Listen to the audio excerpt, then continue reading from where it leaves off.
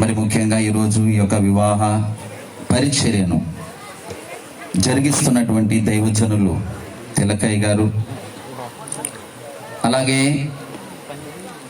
పెండ్లి కుమార్తె తరపున వచ్చినటువంటి దైవజనులు బాలయ్య గారు, అలాగే మిగతా దైవజనులు, వారి యొక్క కుటుంబ సభ్యులు, ఇరు కుటుంబ సభ్యులు, కూడి వచ్చినటువంటి బంధుమిత్రులు, గ్రామ ప్రజలు, సంఘ బిడ్డలు, ప్రతి ఒక్కరికి కూడా యేసుక్రీస్తు ప్రభువుల వారి ప్రశస్తమైన నామములో హృదయపూర్వక వందనాలు తెలియజేస్తా ఉన్నాను.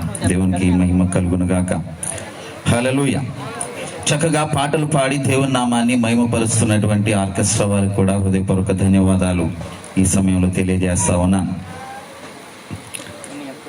వివాహము అన్ని విషయముల్లో ఘనమైనది అని దేవుని వాక్యం చాలా స్పష్టంగా మనకు తెలియజేస్తా ఉంది. అన్ని పెళ్లిల్లో కూడా మనము ఈ మాట వింటూనే ఉంటాం, వివాహము అన్ని విషయంలో ఘనమైనది అని. వివాహము ఎందుకు అన్ని విషయములలో ఘనమైనది అని మనం ఆలోచిస్తే దేవుని వాక్యం చాలా స్పష్టంగా దానికి జవాబును మనకు తెలియజేస్తా ఉంది. వివాహము అన్ని విషయములలో ఎందుకు ఘనమైనది అని ఆలోచిస్తే, దేవుని వాక్యాన్ని ధ్యానిస్తే మనకు అర్థమవుతుంది. Marriage is a covenant. It is established by God, vindicated by Jesus Christ, confirmed by Holy Spirit and acknowledged by married couple. Hallelujah. దీని అర్థం ఏంటంటే, వివాహము అది ఒక ఒడంబడిక, అది ఒక ఒప్పందము, అది దేవుని ద్వారా స్థాపించబడి, యేసు ప్రభు ద్వారా ఆశీర్వదించబడి, పరిశుద్ధాత్ముని ద్వారా ధృవీకరించబడి, ఈరోజు ఈ స్థలములో పరిశుద్ధ వివాహము ద్వారా జతపరచబడుతున్న వారిరువురి ద్వారాగా అది ఆచరణలోకి వస్తూ ఉంది. అర్థమైన వారు దేవుని స్తోత్రం చెప్పండి. హల్లెలూయా. అలా ఉన్నారేంటమ్మా? టైం 12 అయిపోయింది, ఏం పర్వాలేదు. మీ ఆకలి కేకలు నాకు వినబడుతున్నాయి. మిమ్మల్ని ఎంత మాత్రం కూడా ఇబ్బంది పెట్టను. త్వరగా 2-3 మాటలు చెప్పి నేను ముగిస్తాను. సంతోషంగా దేవుని స్తోత్రం చెప్పగలరా? ఇంకోసారి గట్టిగా చెప్పండి. హల్లెలూయా. వివాహము ఎందుకు ఘనమైనది? అది దేవుని చేత స్థాపించబడింది. ఆ వ్యవస్థ దేవుని ద్వారా రూపితమైంది. అది యేసు ప్రభు ద్వారా అంగీకరించబడింది, ఆశీర్వదించబడింది, పరిశుద్ధాత్మని ద్వారా అది ధృవీకరించబడింది. ఈ రోజు ఇక్కడ వీరిరువురి ద్వారాగా అది ఆ దేవుడు స్థాపించిన, యేసు ప్రభు ఆశీర్వదించిన, పరిశుద్ధాత్మను ధృవీకరించినటువంటి ఆ వ్యవస్థ, ఆ ఒప్పందము, ఆ ఒడంబడిక వీరి ద్వారాగా ఆచరణలోకి రాబోతూ ఉంది. దేవునికి స్తోత్రం చెప్పండి. హల్లెలూయా. అందుచేత వివాహము అన్ని విషయంలో ఘనమైనది. అది మనుషులు స్థాపించింది కాదు, అది మనుషులు రూపకల్పన చేసినటువంటి వ్యవస్థ కాదు. దేవుడే దాన్ని స్థాపించాడు. యేసు ప్రభు దాన్ని అంగీకరించాడు, ఆమోదముద్ర తెలియజేశాడు. పరిశుద్ధాత్మ దేవుడు దాన్ని ధృవీకరించాడు. అందుకని వివాహము అన్ని విషయములలో ఘనమైనది. దేవునికి స్తోత్రం చెప్పండి. హల్లెలూయా. బాలశౌరి అలాగే ఆత్మజ్యోతి వారిద్దరూ కూడా చిన్నప్పటి నుంచి నాకు తెలుసు అన్నమాట. మా బాలశౌరి లేదా మను గురించి చెప్తే, బైబిల్ స్కూల్లో ఇంతకు ముందు అనుకోండి, ఇప్పుడు కోవిడ్ వచ్చిన తర్వాత మూతపడిపోయింది. అంటే త్వరగా దేవుడు తెరిచే మార్గాలన్నీ కూడా తెరుస్తాడు అనుకోండి. ప్రతి శుక్రవారం కూడా యూత్ మీటింగ్ జరిగింది అనమాట. అప్పుడు చిన్న నిక్కరేసుకొని యూత్ మీటింగ్ వచ్చేవాడు అనమాట. తను ఆ రోడ్డు మీద నుంచి ఆ గేటు తెరిచి లోపలికి రాకముందే ఆ రోడ్డు నుంచి వస్తూనే లోపల పాట పాడుతున్నారు అనుకోండి, ఆ పాటలు పాడుతూ చప్పట్లు కొడుతూ లోపలికి ఎంటర్ అయ్యేవాడు అన్నమాట. మా పాపచ్చనయ్య గారికి, మా ఆత్మీయ తండ్రి గారు, మను అంటే చాలా ఇష్టం అన్నమాట, చాలా ఇష్టం. ఆ రీతిగా చిన్నతనం నుండి ఆత్మీయ ఆ యొక్క ఎదుగుదల లేదా ఆత్మీయ దృక్పథము కలిగి దేవుని అడుగుజాడల్లో పెరిగినటువంటి ఒక బిడ్డన్నమాట అండి మను లేదా బాలశౌర్. అలాగే ఆత్మ జ్యోతి ఇంచుమించుగా 17-18 సంవత్సరాలుగా గంగనాపల్లి జోసఫయ్య గారి సంఘంతో నాకు ఆత్మీయ అనుబంధం ఉందండి. చిన్నప్పటి నుంచి కూడా పిల్లలందరూ కూడా నాకు తెలుసు, నేను సండే స్కూల్ చెప్పడానికి వెళ్ళేవాడిని, అప్పుడప్పుడు యూత్ మీటింగ్ నడిపించడానికి వెళ్ళేవాడిని, అప్పుడప్పుడు పిలిస్తే మీటింగ్కి వెళ్ళి నీ మధ్యన పిలవడం లేదనుకోండి, దేవునికి మహిమ కలిగింది కాక. అలాగా 17-18 సంవత్సరాలుగా ఆ సంఘంతో దేవజనులతో వారి కుమార్తె అలాగే వారి అల్లుడు గారు వారందరితో కూడా మంచి ఆత్మీయ బంధం దేవుడు మాకు ఇచ్చాడు. దేవునికి మహిమ కలుగును గాక. వారిరువురు కూడా ఈరోజు ఈ పరిశుద్ధ వివాహము ద్వారా జతపరచబడబోతూ ఉన్నప్పుడు నేను వారికి 3 విషయాలు వారికి చెప్పాలని ఆశపడతా ఉన్నాను. 3 విషయాలు. ఆ 3 విషయాలు వారు జాగ్రత్తగా వినాలని ప్రభు పేట వారికి మనవి చేస్తా ఉన్నాను. ఎవరు వారిని ఇబ్బంది పెట్టద్దు. దయచేసి ఒక 10-15 నిమిషాల్లో నా మాటలు నేను ముగిస్తాను. ఈ 3 మాటలు 3 pillars of Christian married life అన్నమాట అండి. క్రైస్తవ జీవితమునకు కావలసినటువంటి 3 ప్రాముఖ్యమైన స్తంభాలు. అందులో మొదటిది, God is a designer of the family. God is a designer of the family. కుటుంబ వ్యవస్థకు రూపకల్పన చేసిన దేవుడు, కుటుంబ వ్యవస్థను అమలు చేసింది దేవుడు, కుటుంబ వ్యవస్థను నిర్మించింది దేవుడు. ఆ యొక్క వాస్తవాన్ని వారిరువురు కూడా గమనించాలని ప్రభు పేట వారికి మనవి చేస్తా ఉన్నాను. అంటే మామూలుగా పెళ్ళిళ్ళు రకరకాలుగా జరుగుతాయి. ఎక్కడ జరిగినా ఎలా జరిగినా పెళ్ళే. హైందవుల పెళ్లి కావచ్చు, మహమ్మదీయుల పెళ్లి కావచ్చు, లేదా సిక్కు వారి పెళ్లి కావచ్చు, బౌద్ధిస్టుల పెళ్లి కావచ్చు, జైనుల పెళ్లి కావచ్చు, లేదా అది ఆఫ్రికాలో కావచ్చు, అమెరికాలో కావచ్చు. ఎక్కడైనా పెళ్ళే, ఎక్కడైనా పెళ్లి. కానీ ఇక్కడ జరుగుతున్న ఈ వివాహము అన్ని పెళ్లిల లాంటి పెళ్లి కాదు. ఇది పరిశుద్ధ వివాహము. ఇది మనుషుల చేత నిర్మితమైంది కాదు. ఈ వ్యవస్థను దేవుడే స్థాపించాడు. అది క్రైస్తవ వివాహం యొక్క ప్రత్యేకత. దేవునికి స్తోత్రాలు చెప్దాం. హల్లెలూయా. ఒక్కో స్థలంలో, ఒక్కో దేశంలో ఒక్కో ఆచారం ఉంటుంది రకరకాలుగా. అంటే ఎందుకు, మన దేశంలోనే, మన రాష్ట్రంలోనే గిరిజన ప్రాంతాల్లో కొన్ని ఆనవాయితీలు ఉంటాయి, కొన్ని అలవాట్లు ఉంటాయి, కొన్ని పద్ధతులు ఉంటాయి, కొన్ని ఆచారాలు ఉంటాయి అన్నమాట. నేను ఎక్కడో చదివాను, ఆఫ్రికా దేశంలో పెళ్లికి ముందు రోజు పెళ్లి కొడుకుని పట్టుకొని చితక్కొడేస్తారంటండి. ఏం చేస్తారంటే, దేవుడికి స్తోత్రం చెప్పండి.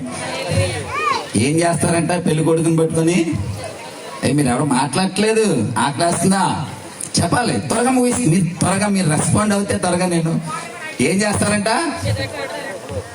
ఎందుకు అని అడిగితే వాళ్ళు చెప్పే వివరణ, ఎక్స్ప్లెనేషన్ ఏంటంటే, వివాహ జీవితం అంటే సంసారం లేదా కాపురం చాలా ఒడిదుడుకులు ఉంటాయి, చాలా ఎదురు దెబ్బలు తగులుతాయి. ఆ ఎదురు దెబ్బలన్నీ తట్టుకొని నిలబడతాడో లేదో చూడటానికే ముందు రోజు రాత్రి చితక్కొడేస్తారటండి. దేవునికి స్తోత్రం చెప్పండి. అంటే ఆ దెబ్బలన్నీ తట్టుకొని నిలబడితేనే మరుసటి రోజు ఏం చేసుకోవాలి, పెళ్లి చేసుకోవాలి, లేకపోతే క్యాన్సిలే, పారిపోవడం అన్నమాట అండి. దేవునికి స్తోత్రం చెప్పండి. హల్లెలూయా. కానీ అలా రకరకాలుగా పెళ్లిళ్ళు జరుగుతూ ఉంటాయి. అయితే మన వివాహము లేదా క్రైస్తవులుగా దేవుని చేత పిలువబడిన మన కుటుంబాల్లో మన పిల్లలకు, మరి ముఖ్యంగా ఈ రోజు ఇక్కడ జరుగుతున్న ఈ వివాహము, ఇది పరిశుద్ధ వివాహము, ఇది పవిత్రమైన వివాహము, ఇది దేవుని చేత నిర్మితమైంది, ఇది దేవుని చేత అది ఆ వ్యవస్థ స్థాపించబడింది, ప్రారంభించబడింది. దేవునికి స్తోత్రం చెప్పండి. హల్లెలూయా. అందుకే నేను చెప్పాను, God is the designer of the family. దేవుడే కుటుంబం అనే వ్యవస్థకు రూపకల్పన చేస్తూ ఉన్నాడు. మనం ఆది కాండాన్ని చదివితే ప్రారంభం నుంచి దేవుడు వెలుగు కలగమని చెప్పాడు, వెలుగు కలిగింది. అది మంచిదని చూశాడు, మంచిది అని అన్నాడు. ఇంచుమించు 6 సార్లు ఉంటుంది. అది మంచిదని దేవుడు చూచెను, అది మంచిదని దేవుడు చూచెను. అలా దేవుడు నీళ్లను వేరుపరచాడు, అది మంచిదని దేవుడు చూశాడు. నీళ్లను వేరుపరచాడు, అది మంచిదని దేవుడు చూశాడు. అలాగే ఆ యొక్క నీళ్లకు సముద్రమని నీళ్లను వేరు చేసిన తర్వాత అందులో ఆ యొక్క చేపలు లేదా జీవులు ఇవన్నీ కూడా కలగాలని దేవుడు అన్నాడు, కలిగాయి, అది మంచిదని దేవుడు చూశాడు. అలాగే చెట్లు, వృక్షాలు, ఫలాలు ఇవన్నీ కూడా కలిగించేటువంటి చెట్లు, వృక్షాలు మొలవమని దేవుడు చెప్పాడు. అలా మొలిచాయి, అది మంచిదని దేవుడు చూశాడు. రాత్రి నెలడానికి ఒక జ్యోతిని, పగలడానికి మరొక జ్యోతిని దేవుడు ఏర్పరిచి సూర్యచంద్రులను దేవుడు చేసిన తర్వాత అది మంచిదని దేవుడు చూశాడు. ఇవన్నీ చేస్తున్నప్పుడు అది మంచిది మంచిది మంచిది అన్న దేవుడు తర్వాత చివరిగా మానవుణ్ణి అనగా నరుణ్ణి చేసిన తర్వాత దేవుడు అంటా ఉన్నాడు, నరుడు ఒంటరిగా ఉండుట మంచిది కాదు. దేవునికి స్తోత్రం చెప్పండి. మీకేమైనా అర్థమవుతున్నాయా నా మాటలు? అమ్మా మీకు అర్థమవుతున్నాయి నా మాటలు? దేవునికి స్తోత్రం చెప్పండి. దేవుడు చేసినవన్నీ కూడా ఏమన్నాడు? మంచిది మంచిది మంచిది మంచిది అన్నాడు. మనిషి దగ్గరకు వచ్చేసరికి అంటా ఉన్నాడు, నరుడు ఒంటరిగా ఉండుట మంచిది కాదు. దేవునికి స్తోత్రం, హల్లెలూయా. ఈరోజు మను లేదా బాలశౌరి ఒంటరిగా ఉండడం మంచిది కాదని తెలిసిన దేవుడు తాను స్థాపించిన వివాహ వ్యవస్థ ద్వారా ఆత్మ జ్యోతిని తనకి సాటి అయిన సహాయముగా ఈ పరిశుద్ధ వివాహము ద్వారా ఇవ్వబోతా ఉన్నాడు. చెప్పండి కూడా దేవుని నామాన్ని మహిమపడదాం. హల్లెలూయా, దేవునికి స్తోత్రం. మొదటిది, God is the designer of the family. రెండోది, God is the sustainer of the family. కుటుంబ వ్యవస్థ నిలకడగా ఉండాలి అని అంటే దాన్ని కాపాడేది ఎవరు అని అంటే దేవుడే అన్నమాట. దేవునికి స్తోత్రం. వివరించాలంటే చాలా సమయం కావాలి. గాడ్ ఇస్ ద డిజైనర్ అంటే ఇరు కుటుంబాల వాళ్ళు మాట్లాడుకుంటారు, ఈ ఏర్పాట్లన్నీ వాళ్ళే చేశారు నిజమే, కానీ దాని వెనకాల డిజైన్ ఎవరిది, ఆ రూపకల్పన ఎవరిది? దేవునిది. అది గుర్తించాలని మాత్రం నేను చెప్తా ఉన్నాను, వివరించడానికి సమయం లేదు కనుక. రెండవది, అలా దేవుడు రూపకల్పన చేసినటువంటి లేదా దేవుడు డిజైన్ చేసిన మీ జీవితాన్ని కాపాడేది కూడా ఎవరు? దేవుడే. దేవునికి స్తోత్రం చెప్పండి. God is the sustainer of the family. దేవుడే దాన్ని కాపాడుతాడు. ప్రసంగి గ్రంథంలో మాట ఉంటుంది, 3 పేటల తాడు త్వరగా తెగదు కదా. మీ ఇద్దరి జీవితంలో 3వ వ్యక్తి ఎవరుండాలి? దేవుడు ఉండాలి. దేవుడు ఉండాలి. ఆ 3 పేటల తాడు ఏమవదు, త్వరగా తెగదు. దేవుడు మిమ్మల్ని బలపరుస్తాడు. జీవితంలో ఆటుపోట్లు వస్తాయి, ఇబ్బందులు వస్తాయి, ఎగుడు దిగుడులు వస్తాయి, లేదా రకరకాల సమస్యలు వస్తాయి. ఇవన్నీ వచ్చినప్పుడు మీ కుటుంబ వ్యవస్థను దేవుడే కాపాడతాడు. కాబట్టి 3 పేటల తాడు తెగదు. కాబట్టి దాన్ని ఏం చేయాలి? 3వ వ్యక్తిగా దేవుడు మీ మధ్య ఉండాలి. మీ బంధాన్ని ఆయన బలపరుస్తాడు, దృఢంగా ఉంచుతాడు. దేవునికి స్తోత్రాలు చెల్లిద్దాం. హల్లెలూయా. కుటుంబ వ్యవస్థలో అలకలు, గొడవలు వస్తాయంటారా, రావంటారా? భార్య భర్తల మధ్య ఏమైనా గొడవలు వస్తాయండి? ఇప్పుడు దాకా ఏ గొడవ లేదు మాకు అన్నవారు చేతులు ఎత్తండి. ఎవరన్నా ఉన్నారు ఇక్కడ? ఎవరు లేరు. ప్రతి జీవితంలో కూడా, ప్రతి ఒక్కరి కుటుంబ జీవితంలో కూడా ఏమొస్తాయి? అలకలు. అది ఏమంటారు, ఆ టచ్అప్ లాంటిది అన్నమాట జీవితానికి. అదంతా ఉంటేనే జీవితం సంపూర్ణమవుతుంది. దేవునికి స్తోత్రాలు చెల్లిద్దాం. అలకలు ఇవన్నీ వస్తూ ఉంటాయి. ఒకసారి, ఇప్పుడు కాదనుకో, చాలా సంవత్సరాల క్రితం, ఇప్పుడు జనరేషన్ మారిపోయింది. ఇలాగే పెళ్ళయింది అన్నమాట. పెళ్ళయిన తర్వాత భార్య భర్తలు ఇద్దరికి ఏదో మాట వచ్చింది, గొడవ పడ్డారు. రాత్రి పడుకునే టైం అన్నమాట. ఏదో గొడవ వచ్చింది. వెంటనే భార్య అంటా ఉంది, తను పడుకుంది, భర్త కూడా వెళ్ళి మంచం మీద పడుకుంటున్నాడు అనమాట. కింద పడుకో, మంచం నేను తెచ్చాను, మా అమ్మ ఎట్టింది మంచం అందన్నమాట.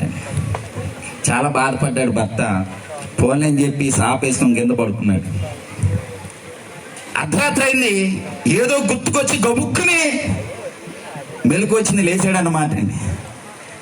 లేచి ఆలోచిస్తున్నాడు, నిజమే, అదంతా నిజమే కదా, మంచం వాళ్ళ అమ్మ ఎట్టింది, కానీ నవారు అన్నది నేను కదా అని చెప్పి కత్తెట్టుకొచ్చి నా వారిని కోసాడు.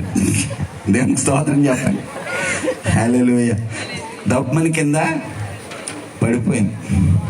సమస్యలు వస్తే కోసుకోకూడదు, కాంప్రమైజ్ అవ్వాలన్నమాట. దేవునికి స్తోత్రం చెప్పండి. హల్లెలూయా. చిన్న చిన్న అన్ని వస్తూ ఉంటాయి. అలాంటి సందర్భాల్లో ఏం చేయకూడదు, కోసేసుకోకూడదు, కాంప్రమైజ్ అవ్వాలి, సర్దుకుపోవాలి. దేవునికి మహిమ కలుగును గాక. అందుకే 127వ కీర్తనలో మనం చదువుతున్నాము, యెహోవా ఇల్లు కట్టించని ఎడల కట్టువాని ప్రయాసము. దాని అర్థం ఏంటంటే కుటుంబ వ్యవస్థను దేవుడే నిలకడగా ఉంచుతాడు, దేవుడే దాన్ని సస్టైన్ చేస్తాడు అనే వాస్తవాన్ని గుర్తించాలన్నమాట. దేవునికి స్తోత్రం.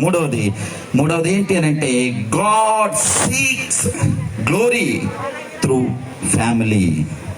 అంటే దాని అర్థం మీ వివాహ జీవితం ద్వారా, మీ యొక్క సంసారము ద్వారా, మీ దాంపత్య జీవితం ద్వారా దేవుడు మహిమను పొందాలని ఆశపడతా ఉన్నాడు. దేవునికి స్తోత్రం చెప్పండి. హల్లెలూయా.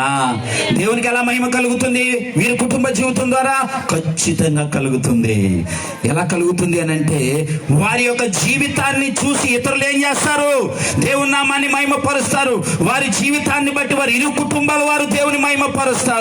వారిని చూసిన వారు వారి ఉద్యోగం చేసే చోట, వారి సంఘములు, గ్రామంలో ప్రతి ఒక్కరూ వారి మాదిరికరమైన వైవాహిక జీవితాన్ని చూసి, వారి యొక్క సంసారాన్ని చూసి, వారి కాపురాన్ని చూసి ఏం చేస్తారు? దేవుని మహిమపరుస్తారు. దేవునికి స్తోత్రం చెప్పండి. చాలా వాక్యాలు ఉన్నాయి దానికి ఆధారంగా చెప్పాలంటే, చాలా వాక్యాలు ఉన్నాయన్నమాట. దేవునికి స్తోత్రం. మీ కుటుంబ జీవితం ద్వారా దేవునికి మహిమను తీసుకొచ్చేవారుగా ఉండాలి, మహిమను తీసుకొచ్చేవారుగా ఉండాలి. కుటుంబ ప్రార్థన ఉండాలి. అలాగే పెద్దలు అంటూ ఉంటారు, కోడలంటే మోడల్ అని. మోడల్ అంటే ఆ మోడల్ కాదు, మాదిరి అని అర్థం అనమాట. దేవునికి స్తోత్రం చెప్పండి. కోడలంటే ఎవరు? మోడలు. ముందురపు వారి కోడలు ఆ కుటుంబంలో మాదిరిగా ఉండాలి, ఆ సంఘంలో మాదిరిగా ఉండాలి, ఇంటి నుండి బయటికి వస్తే వీధిలో మాదిరిగా ఉండాలి, తన ఉద్యోగం చేసే చోట మాదిరిగా ఉండాలి, ఎక్కడికి వెళ్ళినా అక్కడ మాదిరిగా ఉండాలి. తద్వారా దేవునికి మహిమ తీసుకురావాలి. దేవునికి స్తోత్రం చెప్పండి. జ్యోతి చదువుకున్న బిడ్డండి, ఎంఫార్మసీ చేసింది అనుకుంటున్నాను. కొంతకాలం టీచింగ్ కూడా చేసినట్టుంది, ప్రొఫెసర్గా చేసిందన్నమాట. కాబట్టి ఈ విషయాలన్నీ వాళ్ళకి తెలుసు. అంటే వాళ్ళు కూడా చేసే స్థాయిలో ఉన్నారు కాబట్టి అర్థమవుతుంది. మన గురించి చెప్తే లోకో పైలట్ అండి. నాకు తెలిసి లోకో పైలట్కి వాళ్ళు డ్యూటీకి ఎక్కిన తర్వాత వాళ్ళ రూట్ మ్యాప్ ఇస్తారు. రూట్ మ్యాప్ అనమాట. వాళ్ళు వెళ్ళే రూట్లో మ్యాప్ ఇస్తారు. అంటే ఎక్కడ సోల్ని బట్టి అనమాట, ఎక్కడ ఏ స్పీడ్ వెళ్ళాలి. లూప్ లైన్స్ ఉంటాయి, మెయిన్ లైన్స్ ఉంటాయి. ఈ లైన్లో వెళ్ళేటప్పుడు ఎక్కడ ఏ స్పీడ్ మెయింటైన్ చేయాలి, అలాగే ఎక్కడ ఏ రీతిగా ఆ సిగ్నల్స్ని అనుసరించి ముందుకు వెళ్ళాలన్నమాట. దానికి రూట్ మ్యాప్ ఇస్తారు. అయితే నేను చెప్తున్నాను, ఈ రోజు నుంచి కూడా మీ ఇద్దరికి రూట్ మ్యాప్ ఇదే అన్నమాట. దేవునికి స్తోత్రం చెప్పండి. కుటుంబ జీవితానికి రూట్ మ్యాప్ ఏంటి? పరిశుద్ధ గ్రంథం అన్నమాట. దేవునికి స్తోత్రం. హల్లెలూయా. ఆ రూట్ మ్యాప్ ను బట్టి లేదా వారికి ఇచ్చినటువంటి సిగ్నల్స్ ను బట్టి ఏం చేస్తారు అని అంటే, ఆ లోకో పైలట్ ఆ బండిని ముందుకి తీసుకువెళ్తారు. రెడ్ సిగ్నల్ పడ్డప్పుడు దాన్ని ఆపుతారు. అలాగే లూప్ లైన్స్ వస్తూ ఉంటాయి, లూప్ లైన్స్ వచ్చినప్పుడు స్పీడ్ తగ్గిస్తారు. అలాగే టర్నింగ్స్ వచ్చినప్పుడు దానికి అనుగుణంగా దానికి వెళ్ళేలాగా ఆ బండిని చేస్తారు, ట్రైన్ని. ఆ రీతిగా అంటే డ్రైవింగ్ చేయడంలో కూడా వారికి ఏముంటుంది అని అంటే, లేదా ఆ లోకో పైలట్ కి కొన్ని నిర్దేశాలు ఇవ్వబడతాయి. దాన్ని అనుసరించే వారు చేస్తారు. వారిద్దరూ కూడా చదువుకున్న బిడ్డలు, వారిద్దరూ కూడా ఆత్మీయ అనుభవంలో ఎదిగిన బిడ్డలు. కాబట్టి ఈ 3 విషయాలు మీరు మర్చిపోకూడదని మరొకసారి మీకు మనవి చేస్తా ఉన్నాను. మొదటిది ఏంటి అని అంటే, God is the designer of the family. రెండోది, God is the sustainer of the family. మూడోది, God seeks glory through family అనే విషయాన్ని మర్చిపోకుండా ఉంటే మీ జీవితంలో దీవెనకరమైనటువంటి జీవితాన్ని మీరు జీవించగలుగుతారు. ఆటుపోట్లు వచ్చినప్పుడు లేదా సమస్యలు వచ్చినప్పుడు కుంగిపోకుండా కుమిలిపోకుండా దేవుని మీద ఆధారపడగలిగితే, దేవుని మీద ఆనుకోగలిగితే దేవుడు వారి జీవితంలో అద్భుతాలు చేస్తాడన్నమాట. ఏదైనా సమస్య వచ్చినప్పుడు ఒకరి మీద ఒకరు నిందలు వేసుకోకుండా అర్థం చేసుకోవాలి. మామూలుగా స్త్రీలు చాలా కష్టపడతారు, మనం వారి కష్టాన్ని గుర్తించమండి. ఉదయం లేచిన దగ్గర నుంచి రాత్రి 10:30-11 గంటల వరకు కష్టపడుతూనే ఉంటారు. ఆ కష్టాన్ని చాలాసార్లు చాలామంది గుర్తించరు. కనీసం రోజుకు ఒక్కసారైనా నువ్వు వండిన కూర బాగుంది, లేదా నువ్వు వేసుకున్న డ్రెస్సు బాగుంది, నువ్వు ఈరోజు చాలా అందంగా ఉన్నావు అని చెప్తే అది చాలా సంతోషంగా అనిపిస్తుంది. అంతకు మించి ఏమి ఆశపడరు వాళ్ళు. మన దగ్గర నుంచి కోరుకునేది అదే ఆ మాటలు అన్నమాట. ఆ మాట అంత కష్టాన్ని కూడా మర్చిపోయేలా చేస్తుంది అన్నమాట. కాబట్టి ప్రతిరోజు కూడా కనీసం ఐ లవ్ యూ అని చెప్పకపోయినా పర్వాలేదు, ఐ లవ్ యూ అని చెప్పచ్చు. ఇంగ్లీష్లో మంచి మంచి పదాలు అని, తెలుగులో అంటే కష్టం. కానీ ఐ లవ్ యూ అని దూరంగా ఉన్నప్పుడు ఫోన్ నెంబర్లు తీసుకున్నారమ్మా, ఉన్నాయి అదే తీసుకుని ఉంటారా, పర్వాలేదా? అంటే కమ్యూనికేషన్ గ్యాప్ ఉండకూడదు అంటున్నాను. ఫోన్ నెంబర్ అని అడిగింది ఎందుకంటే కమ్యూనికేషన్ గ్యాప్ లేకుండా ఉండాలని. అంటే ఇప్పుడు డ్యూటీకి వెళ్ళినా సరే ఏం చేయాలి, ఫోన్లో కమ్యూనికేట్ చేయాలంటే మాట్లాడుతూ ఉండాలన్నమాట. దేవునికి స్తోత్రం.